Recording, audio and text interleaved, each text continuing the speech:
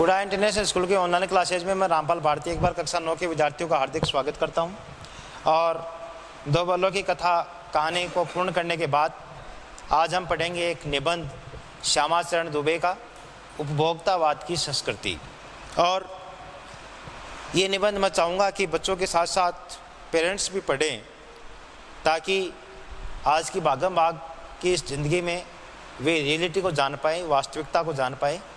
हम वास्तविकता को नहीं जान पा रहे हैं, इसी कारण आज हम बाज़ार के गुलाम होते जा रहे हैं। ये पाठ हमें बताएगा कि हम बाज़ार के गुलाम न बने, बाज़ार की गिरफ्त में न आए।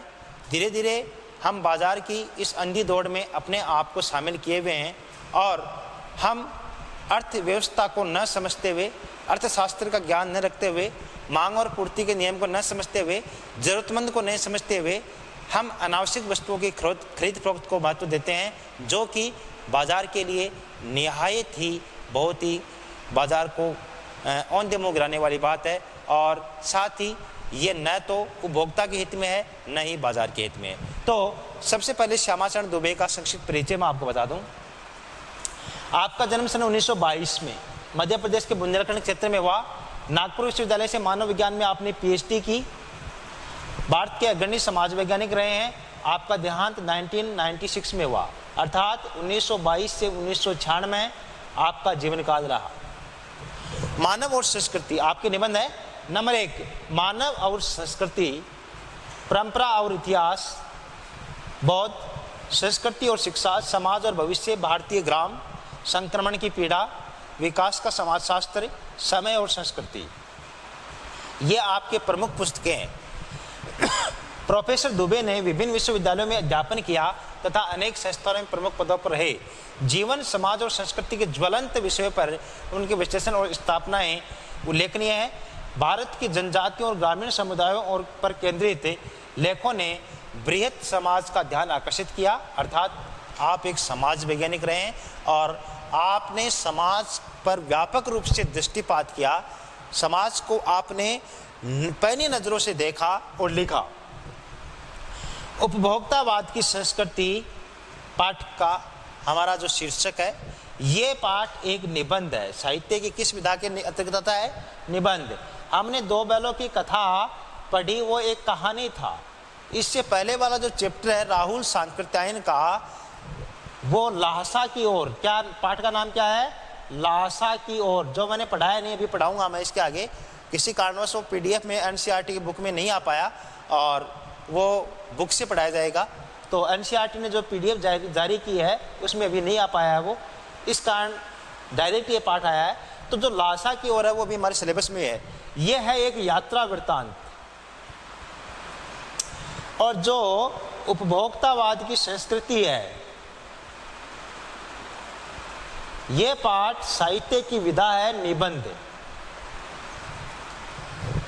बाजार की गिरफ्त में आ रहे समाज की वास्तविकता को प्रस्तुत करता है, अर्थात हमारा समाज अब बाजार की गिरफ्त में आ चुका है। लेखक का मानना है कि हम विज्ञापन की चमक दमक के कारण वस्तुओं के पीछे भाग रहे हैं, वस्तु की गुणवत्ता के पीछे नहीं भाग रहे हैं, क्वालिटी के पीछे नहीं भाग रहे हैं, और वस्तु हमारे हित में है या नहीं है इसके पीछे नहीं भाग रहे हैं, बल्कि आज का समाज भाग रहा है किसके लिए?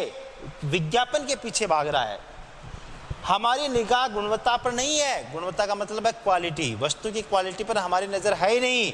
संपन्न और अभिजन वर्ग द्वारा प्रदर्शनपूर्ण जीवन शैली अपनाई जा रही है।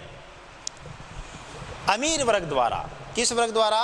अमीर वर्ग द्वारा एक दिखावटी जीवन शैली अपनाई जा रही है, जिस कारण ऐसा कुछ हो रहा है। लेखक ने ऐसा ही कहा है कि सामान्य जन, अमीर जन की इस क्रिया को सामान्य जन अर्थात आम आदमी ललचाई नजरों से देखता है। जब अमीर व्यक्ति AC ले जा रहा है, इधर एक व्यक्ति पंखा खरीदने आया है।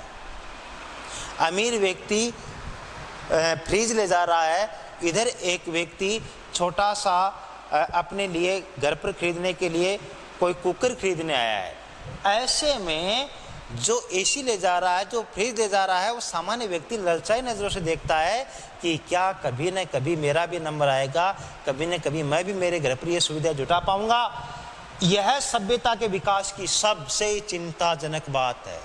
आज अमीरी और गरीबी के बीच में जो खाई है, ये भारत के विकास की, भारतीय संस्कृति की, भारतीय सभ्यता के विकास की सबसे चिंताजनक बात है, जिसे उपभोक्तावाद ने परोसा है, जिसे भौतिकवाद ने परोसा है, जिसे अमीर वर्ग ने परोसा है, जिसे उस वर्ग ने परोसा है जिसने सदैव वंचित, अभावग्रस्त, मजदूर वर्ग का शोषण किया है।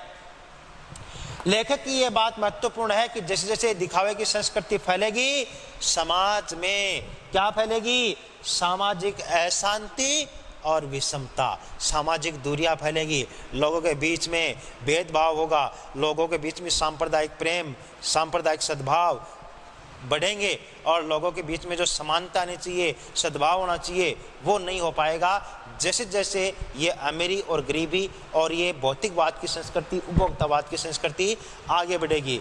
देखते हैं, अपना निबंध शुरू होता है, नेक्स्ट पेज। हाँ, देखिए लेखक क्या कह रहा है। इस पाठ को बड़े ही गहराई से लेखक ने लिखा है, बड़ी रियलिटी को लिखा है। लेखक ने यह पाठ लिखा होगा 1960-70 के दशक में, लेकिन 2020 में ये पाठ आप पढ़ेंगे तो ऐसा लगेगा आपको कि कहीं न कहीं लेखक ने इसको 2020 में ही लिखा है। इतना प्रासंगिक पाठ है, कालजयी पाठ है। उपभोक्तावाद की संस्कृति प्रस्तुत पाठ एक निबंध है। पहली बात तो इसके रचयिता हैं श्यामाचरण दुबे। आप एक समाज वैज्ञानिक रहे हैं। धीरे धीरे सब कुछ बदल रहा है, एक नई जीवन शैली अपना वर्चस्व स्थापित कर रही है। इसके साथ आ रहा है एक नया जीवन दर्शन, और उस जीवन दर्शन का नाम है उपभोक्तावाद का दर्शन। उत्पादन बढ़ाने पर जोर है चारों ओर, प्रोडक्शन बढ़ाओ, प्रोडक्शन बढ़ाओ, प्रोडक्शन बढ़ाओ। यह उत्पादन आपके लिए है, यह प्रोडक्ट आपके लिए है, हर विज्ञापन कहता है। आपके भोग के लिए है, आपके सुख के लिए है। सुख की व्याख्या बदल गई है। देखिए, लेखक ने सुख को सिंगल इन्वर्टेड कॉमा में लिखा है। सुख की व्याख्या बदल गई है, मतलब वो चीज जो आपके घर पर आवश्यक है, ये कतई जरूरी नहीं है। मतलब अनावश्यक है तो भी ले आओ, यही सुख है। कमरे में एक पंखा लगा हुआ है, उससे पर्याप्त हवा मिल रही है, ये सुख नहीं है, ये जरूरत है। अब एक की जगह 2 पंखे होने चाहिए, सुंदर लग रहा है कमरा, ये सुख हो गया। कमरे में बढ़िया फर्श है, कोई प्रॉब्लम नहीं है, ये जरूरत है। लेकिन कमरे में मार्बल का फर्श होना चाहिए, कोटा स्टोन होना चाहिए, और कोई अन्य अगर बढ़िया ग्रेनाइट का फर्श हो वो होना चाहिए, ये सुख है। आज सुख की व्याख्या बदल गई है। सुख उपभोग, भोग को ही सुख मान लिया गया है। जितनी अधिक वस्तुओं का उपभोग कर सकते हैं वही सुख है। घर में जितनी अधिक वस्तुओं का भंडारण कर सकते हैं वही सुख है, जबकि ये गलत है। लेखक क्या कहता आगे? एक सूक्ष्म बदलाव आया है नई स्थिति में। क्या? उत्पाद तो आपके लिए है, पर आप ये भूल जाते हैं कि जाने अनजाने आज के माहौल में आपका चरित्र भी बदल रहा है और आप उत्पाद को समर्पित होते जा रहे हैं। जाने अनजाने आज के माहौल में आपका कैरेक्टर चेंज हो गया और आप प्रोडक्ट को समर्पित हो चुके हैं, उत्पाद को समर्पित। चरित्र, अब देखो प्रश्न यह है कि व्यक्ति का चरित्र कैसे बदल गया? ऐसे बदल गया, देखिए आज के दिन पंखा घर पर लगा हुआ है, उषा कंपनी का पंखा है। उसके बाद ओरिएंट आया, लगातार हमारे टेलीविजन स्क्रीन पर ओरिएंट का आता है, कभी हैवेल्स का आता है, कभी किसी का आता है, कभी किसी का आता है। एक दिमाग में ग्रंथि ने जन्म ले लिया कि पंखा लगाएं ओरिएंट का, पंखा लगाएं हैवेल्स का, पंखा लगाएं, पंखा लगाएं, और उसने आपके कैरेक्टर को छीन लिया। क्या? किस प्रकार से? अब पंखा लगा दिया, उसके बाद में धीरे धीरे क्या हुआ? बुक्स हैं, उसके अलावा जैसे चोरी करने की प्रवृत्ति है, आज के दिन एक सामान्य प्रवृत्ति हो गई, टैक्स की चोरी करने की प्रवृत्ति, वस्तुओं को ज़्यादा संग्रहण करने की प्रवृत्ति, किसी को पता नहीं चले ये प्रवृत्ति, या धीरे जैसे जैसे मान लो ये कह सकते हैं कि सामान्य वस्तु जो कीमत जिसकी अधिक है उसको कम कीमत में खरीद कर ज़्यादा वस्तु का भंडारण करना, ये क्या दिखाता है? ये हमारा चरित्र दिखाता है कि हम झूठे भी हैं, धोखेबाज भी हैं, चोर भी हैं, हम लालची भी हैं, हम आम आदमी तक चीज़ों की पहुंच से नहीं होने देना चाहते। ये हमारा चरित्र दिखाता है। विलासिता की सामग्रियों से बाजार भरा पड़ा है। विलासिता के मतलब आरामदायक सुख चिन्ह, गाड़ी है, फ्रिज है, एसी है, ये सब किस में आते हैं? विलासिता में। यानी अमीरी की सभी चीज़ें किस में आती हैं? विलासिता में। जो भोग विलास की चीज़ें हैं, जो आपको लुभाने की जीत और कोशिश में निरंतर लगी रहती हैं। दैनिक जीवन में काम आने वाली वस्तुओं को ही ले लीजिए, टूथपेस्ट चाहिए, हर व्यक्ति की जरूरत है। ये दांतों को मोती जैसा चमकीला बनाता है, टेलीविजन स्क्रीन पर विज्ञापन आएगा, लीजिए दांतों को मोती जैसा चमकीला बनाइए। दूसरा आएगा, वो कहेगा देखिए गन्ने को किस प्रकार छीलता है। तीसरा आएगा और किस प्रकार से अखरोट को फोड़ डालता है। और चौथा आएगा ये कैविटी निकालता है। पांचवा आएगा ये 99.99% जम्स को बाहर निकाल देता है। छठा आता है ये 80 साल तक और दांतों की रखवाली करता है। और सातवां आएगा ये दांतों की ठंडक को दूर करता है। आठवां आएगा ये दांतों में पता नहीं क्या नहीं होने देता है, नई नई बीमारियां। अब देखो, यह मुंह की दुर्गंध हटाता है, यह मसूड़ों को मजबूत करता है, यह पूर्ण सुरक्षा देता है, कंप्लीट प्रोटेक्शन। समझ गए? ये बहुत बार सुना होगा, पूर्ण सुरक्षा का मतलब कंप्लीट प्रोटेक्शन। और वह सब करके जो 3-4 पेस्ट अलग अलग करते हैं, किसी पेस्ट का मैजिक फॉर्मूला है। और कोई बबूल या नीम के गुणों से भरपूर है, कोई ऋषि मुनियों द्वारा स्वीकृत है, कोई किसी से स्वीकृत है। तो कहने का मतलब यह है कि धीरे धीरे जो उपभोक्ता को ललचाने का काम उत्पाद कर रहा है, प्रोडक्ट कर रहा है, वो कहीं न कहीं उपभोक्ता के हित में नहीं है। जो एक कल्चर फैल रहा है, कैसा? उपभोक्तावाद का, कंज्यूमर का जो कल्चर फैल रहा है, ये न तो बाजार के लिए अच्छा है न उपभोक्ता के लिए अच्छा है।